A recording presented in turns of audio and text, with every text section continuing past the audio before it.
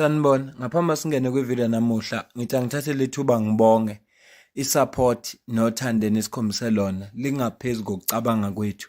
Siyacela niqhubeke nisupporte njalo ngokubuka amavideo ethu, ungakhohlwa ukukhomenta, ushare, ulike. Siyafisa ukuzwa umbono wakho. Sicela ke singene kwivideo namuhla. Ukhumbula ukuthi kwi-legislature se-KZN ngomhla ka-15 kuDisemba 2025 kwakune-motion of no confidence against uPremier uThamsanqa Ntuli.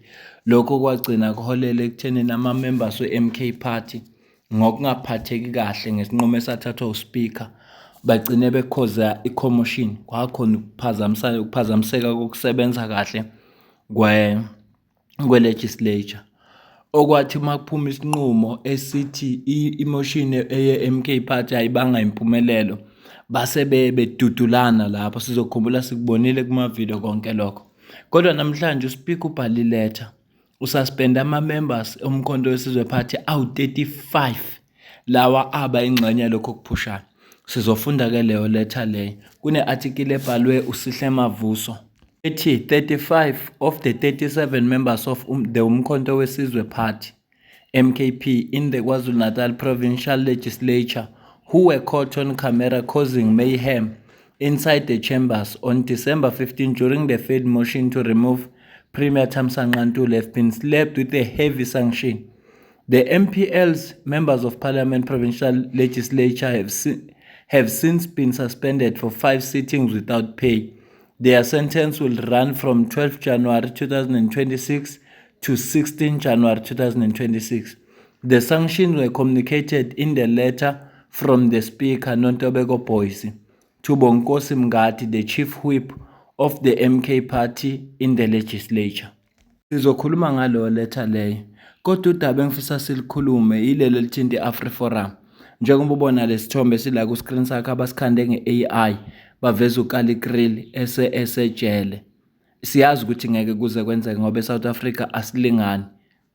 Mhlanje kune case kaDuduzile Zuma abhekene nayo lapha enkantolo enkulu yaseMaritzburg. For ukuthi wabhala ama-tweet ngesikhathi kune-July unrest ukuthi #ICU. Wabhala nje lawo ma-tweet lawo usenkantolo namhlanje. Ungizwe Mchunu naye futhi wajika enkantolo. Ubonkosi Khanyile naye usenkantolo. Bonke labantu kuthiwa ba-involved, kodwa labantu akaze baphume bayolutha. Lana sikhuluma nge-AfriForum. Abantu abasuke la bahamba ba-United States bafike baqamba amanga bathi kubulawa ama-white farmers eSouth Africa, but there is no case ebhekene nabo. Yingoba la eSouth Africa umthetho wethu asilingani. Kune-misinformation futhi abayibhalile ngeviki eliphelile. Ufikile Mbalula waze wabhala nansi post. The African National Congress unequivocally condemns Kali Kriel and AfriForum for their latest actions, which constitute a reckless, racist, a deliberate campaign to undermine South Africa's sovereignty, discredit lawful state institutions, and incite fear through manufactured disinformation. This conduct is no longer fringe rhetoric. It is a calculated political project aimed at destabilizing our democracy and fracturing social cohesion. Bone nansi post ku Facebook. Isihloko sayo sithi the tool of two colors, Ngizwe versus Kali. If Kali Kriel was a black native, government would have arrested, charged and denied him bail. 1. A propaganda machine is a setup against the state. 2. A parallel Americana machine is established. And 3. People go to the White House to seek American resources to destroy the integrity and economy of South Africa. Their plan is to bring down the entire house, and they don't hide it. And the only thing government can do is to condemn in the strongest terms. Ngizwe sent a tweet. He is swiftly hounded and arrested. Fleas me charged are laid out. The trial judge is appointed and O'Sullivan's team is lined up to testify against Duduzile. Ngcebo Dlamini was swiftly arrested. Bonkosi Khanyile was swiftly arrested. no funny condemnations. They were all put in chains for crimes against the state. Why is Kali and AfriForum allowed to do so much damage? Why are they allowed to continue to weaponize fabricated lies against this country? Why is government helplessly paralyzed against their relentless onslaught? Skin color, skin privileges, skin economic powers. If it was Gali Ndlovu and the African Natives Forum committing treason, the circus would be closed before it started. Ezowathi azikhale, wajika enkantolo, wachajwa, wajika enkantolo. Ngoba kuthiwa ngegama elithi azikhali nje kwaba khona udlame. Kodwa sibona okufanayo kunalokho sibona iy'tatement ey'phuma koFikile Mbalula. Ngempela eSouth Africa asilingani futhi asisoze silingane. Ubona ngendlela esitreat-thwa ngayo. Ngiyibona ibalulekile lento ukuthi asikhulume ngayo. Asibuyele kodabeni leli lwalapha kwi-legislature yase-KZN. Letha le ibhalelwe uChief Whip njengoba bese bechazile. Ibhalele ama-member e-MK Party iphuma kwi-KZN Legislature Pietermaritzburg 3201 ngomhla ka-18 December 2025. Ithi, Dear Honorable Member, grossly, disobediently, violent and unlawful conduct of the MK Party members during the sitting of the 15 December 2025. Ifundeka kanje. I refer to the above matter and wish to formally record the grave misconduct of yourself as members of the Umkhonto weSizwe MK Party during a sitting of the House and to notify you that, having regard to the seriousness of the conduct, I have exercised my powers in terms of standing rules to impose an appropriate sanction on yourselves and those members. During the sitting, you and members of the MK Party engaged in sustained, deliberate and coordinated conduct which constituted a grossly disorderly behavior and direct assault on the authority, dignity and functioning of the House.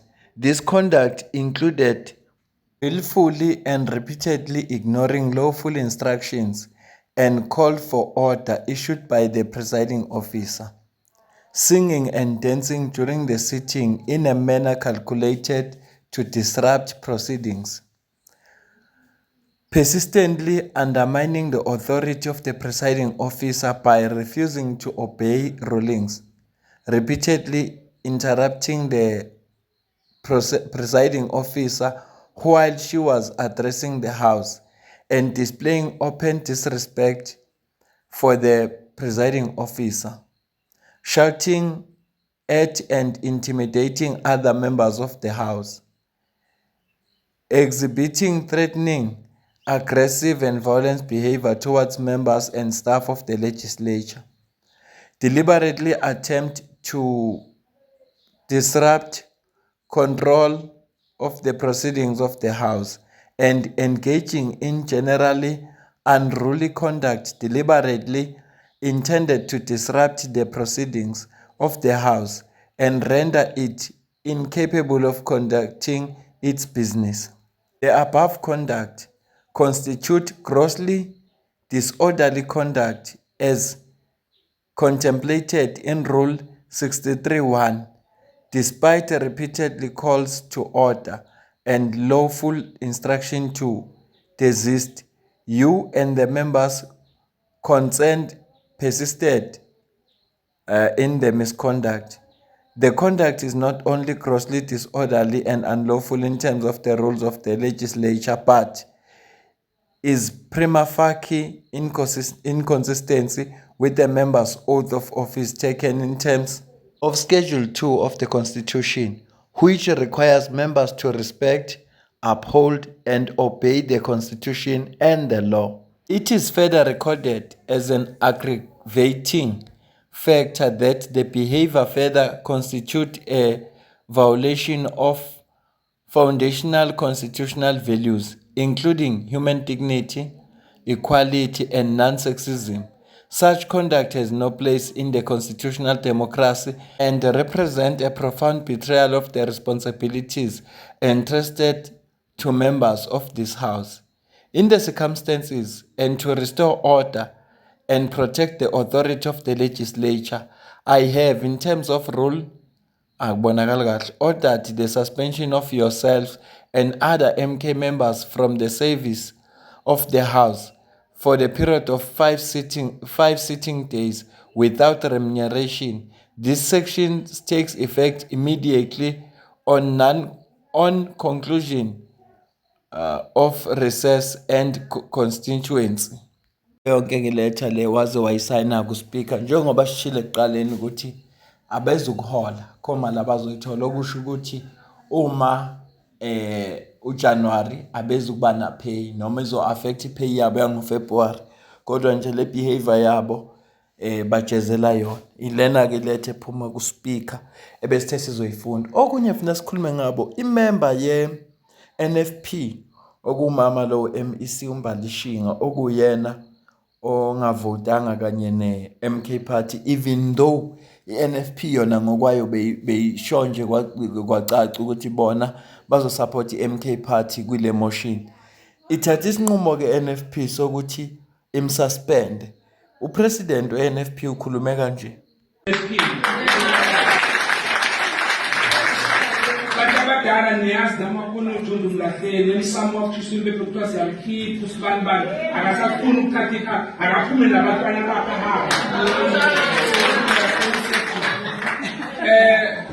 uzongibuza ekhaya ngizokusho lo sengishisile impela lo ngafunanga ukulalela isinqumo se-National Working Committee ne-NPC ukuzipha ukhongolose sipha umpemba namhlanje limsuspending. Thank you.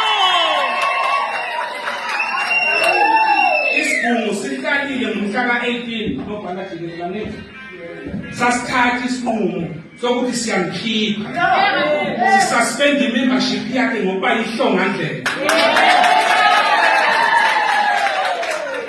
Sithathile i-membership yakhe sifuna yoqondana nekomiti lokuqondisa igwegwe akukho kunze the minute le NFP kaNtshona akomesekayo ke ngithi hamba Ngosokufunda statement ebesiphuma ku-NFP simazisa ngokuthi ususpendiwe asikho ngoba lento ayisho ilento abayisho lapha ku-statement kodwa yena umama lo uthe uzoyosichallenge lesinqumo enkantolo. Ngakho ke uthe ngeke azayiyeke i-NFP ayikwazi ukuthi ngenza kanje uzoya enkantolo. Sesozwa ukuthi ithini enkantolo ngoba vele inkantolo zinamandla la eSouth Africa. Khumbula ukuthi siphila kwi-constitutional democracy. Inkantolo ufuna ibheke ukuthi ulandele umthetho na bese kugcineni ithathe isinqumo. Okungenzeka uma bengawulandelanga umthetho inkantolo ikwazi ukusiguqula lesinqumo aphinda abuyele ku-NFP. Kodwa ngikholwa usayohlala kahle. Uma nje sekuthiwa ubuye ngenkantolo akubuza kuMary Padi akaza ukuthola ukuthulana namhlanje into ayenza nje yonke into wrong ngeMK Party uyayibhala ngoba usesebhitha kanti nabantu vele uma basenkantolo awuthi ubuya bese bakwamukela ngezandla ezimhlophe. Cela ukuzukuphola kwakho comment section mayelana nalolu daba nje sikhuluma ngalo. Ngale kwalokho mina nawe asidibane kwivideo elandelayo. Ngiyabonga kakhulu.